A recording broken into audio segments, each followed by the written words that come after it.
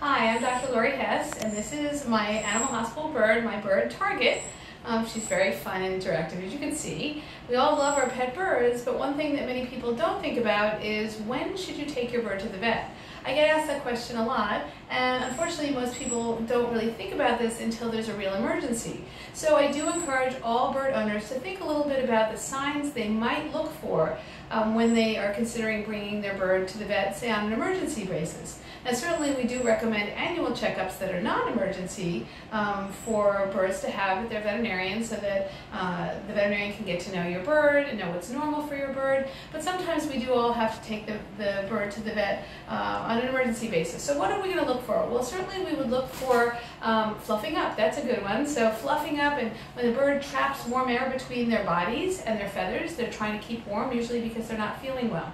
So when a bird gets fluffed up and stays fluffed up, that can be a sign of a problem.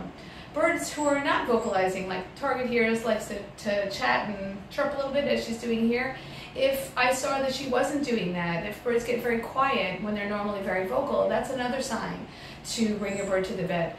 Problems breathing. Birds will often bob their tails up and down when they're really trying to expand their lungs, and sometimes they'll even breathe with their mouths open. That's definitely a sign of a problem. Birds who are not eating, or who are vomiting or regurgitating after eating, or who have very loose droppings. If there's a lot of water in the droppings, that can be a sign of a kidney problem.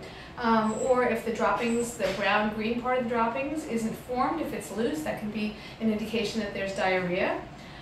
Birds who are hiding or tucked up, if they keep their head under their wing, they're often sleeping more than normal, that can be a sign of being lethargic or really weak or tired, and that's definitely a sign too to go to the vet. Other things that you might want to look for are neurologic problems. So birds who are shaking or seizuring or doing something inappropriate neurologically, again, that would be an emergency sign to go to the vet.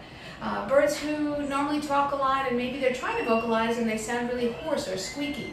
That can be a specific problem, sometimes of a fungal infection even in their airways. So that's another reason to go to the vet. So I would say those are the big reasons. Whenever you really notice that there's something off in your bird, you know your bird best. I definitely recommend that you have a good relationship with the veterinarian, and if your veterinarian isn't open during the daytime or on certain days of the weekend, you should certainly be aware of a local vet near you who can treat your bird on an emergency basis. If you prepare ahead, you can be ready for anything, and that way if you do have a problem with your bird, you'll know where to go and what to do.